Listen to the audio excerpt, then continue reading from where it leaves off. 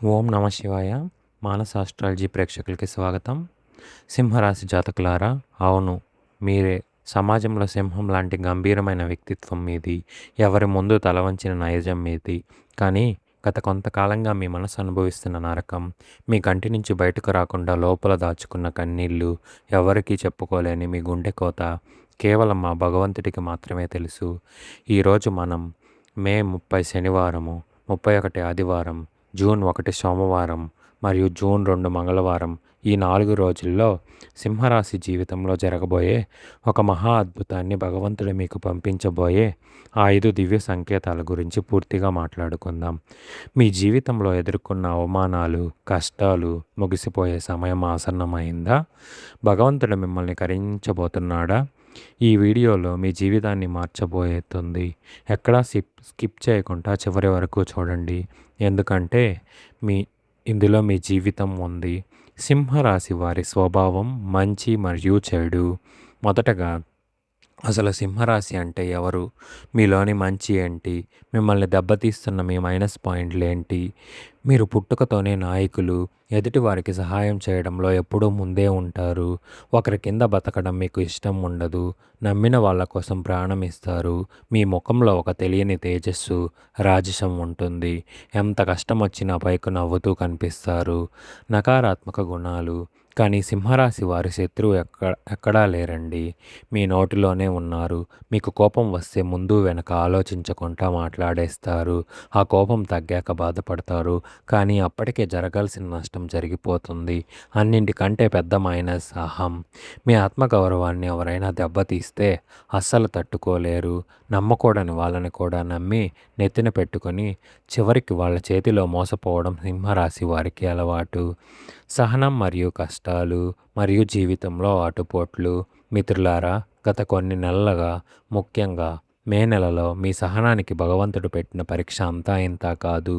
నేను ఏం తప్పు చేశానని, నాకు ఇన్ని కష్టాలు అని మీలో ఎంతమంది రాత్రిపూట ఏడ్చారో ఒక్కసారి గుండెల మీద చెయ్యి వేసుకు చెప్పండి. వ్యాపారంలో నష్టాలు, ఉద్యోగంలో వేధింపులు, నమ్ముకున్న వాళ్ళే వెన్నుపోటు పడవడం, ఇలా ప్రతి విషయంలోనూ ఆటుపోట్లు. మీరు ఒకటి తలిస్తే దైవం మరొకటి తలిచినట్లుగా సాగింది మీ జీవితం. మీ సహనం మధ్యలో దాటిపోయింది. కానీ గుర్తుపెట్టుకోండి, నిప్పుల్లో కాలితేనే బంగారం అపరంజి అవుతుంది. మీ కష్టకాలం మిమ్మల్ని నాశనం చేయడానికి రాలేదు. మిమ్మల్ని ఒక శక్తియుక్తుడిగా మార్చడానికి వచ్చింది. సమాజంలో ఎదుర్కొన్న అవమానాలు మరియు విభేదాలు. సింహరాశి వారికి ఒకే ఒక్క కోరిక, సమాజంలో గౌరవంగా బతకటం. కానీ దురదృష్టవశాత్తు ఈ మధ్యకాలంలో మీరు చేయని తప్పుకు నిందలు పడాల్సి వస్తుంది. మీ ఇంట్లోనే, మీ కుటుంబంలోనే మీ మాట చెల్లకుండా చేశారు. నువ్వేం పీకావు, నువ్వేం సాధిస్తున్నావు అని నోటికొచ్చినట్లు మాట్లాడి మీ మనసును గాయపరిచారు. సమాజంలో మీకంటూ ఒక ఇమేజ్ డ్యామేజ్ చేయడానికి కొందరు బంధువులు, స్నేహితులే కుట్రలు చేశారు. మీ వెనక గోతులు తవ్వారు. ఆ అవమానాలు భరిస్తూ సమాజంలో తలదించుకోవాల్సి వచ్చినప్పుడు మీ గుండె ఎంత రగిలిపోయిందో నాకు తెలుసు. కానీ కాలం ఎప్పుడు ఒకేలా ఉండదు. ఆర్థిక ఇబ్బందులు మరియు కష్టకాలం. డబ్బు ఒకప్పుడు మీ చేతిలో రూపాయి ఆడేది. 10 మందికి దానం చేసిన చేతులు మీవి. కానీ ఈరోజు పరిస్థితి ఏంటంటే, చేతిలో చిల్లి గవ్వలేక అత్యవసరానికి ఎవరైనా అడుగుదామంటే ఆత్మగౌరవం మడ్డొచ్చి లోపలే నలిగిపోతున్నారు. అప్పుల వాళ్ళ ఒత్తిడి, కట్టాల్సిన ఈఎంఐలు, పిల్లల ఫీజులు, అబ్బా తలుచుకుంటే పిచ్చెక్కిపోయే పరిస్థితి. ఆర్థిక ఇబ్బందులు మిమ్మల్ని ఏ స్థాయికి తీసుకెళ్ళాయంటే, రేపు ఉదయం ఎలా గడుస్తుంది అనే భయం మీలో మొదలయ్యింది. ఆదాయం రూపాయి ఉంటే ఖర్చు 10 రూపాయలు ఉన్నాయి. ఈ కష్టకాలం మిమ్మల్ని ఆర్థికంగా తీవ్రంగా కృంగదీసింది. భగవంతుడి 5 దివ్య సంకేతాలు. మీ గోల్డెన్ పీరియడ్ స్టార్ట్. కానీ సింహరాశి జాతకులారా, ఇక చాలు. మీ కన్నీళ్లకు ముగింపు పలికే సమయం వచ్చింది. మే 30, 31, జూన్ 1, 2 ఈ 4 రోజుల వ్యవధిలో ఆ పరమశివుడు, ఆ కాలపురుషుడు మీపై కరుణ చూపించబోతున్నాడు. దైవం మీకు సహాయం చేయడానికి వస్తున్నప్పుడు నేరుగా రాడు. 5 సంకేతాలను పంపిస్తాడు. మీ జీవితంలో 5 సంకేతాలు ఆల్రెడీ స్టార్ట్ అయ్యాయో లేదో చెక్ చేసుకోండి. మొదటి సంకేతం అంతరంగ శాంతి మరియు భక్తి పెరగడం. గతంలో ఎంత ఆలోచించినా ప్రశాంతత ఉండేది కాదు. కానీ ఈ 4 రోజుల్లో మీకొక తెలియని ప్రశాంతత వస్తుంది. ఏది జరిగితే అది జరుగుతుంది. భగవంతుడు చూసుకుంటాడనే వైరాగ్యం, దైవ చింతన పెరుగుతుంది.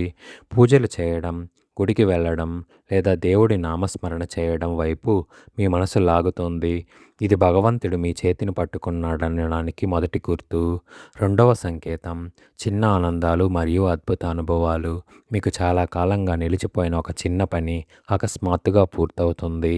ఎప్పటినుంచో వినాలనుకుంటున్న ఒక మంచి వార్త మీ చెవిన పడుతుంది. మానసికంగా మీకు ఎంతో సంతోషాన్నిచ్చే సంఘటనలు మీ ఇంట్లో జరుగుతాయి. ప్రకృతి లేదా దైవం మీతో మాట్లాడుతున్నట్లు కొన్ని కలలు రావచ్చు. మూడవ సంకేతం అనుకోని సహాయం మరియు ఆశ్రయం లభించడం.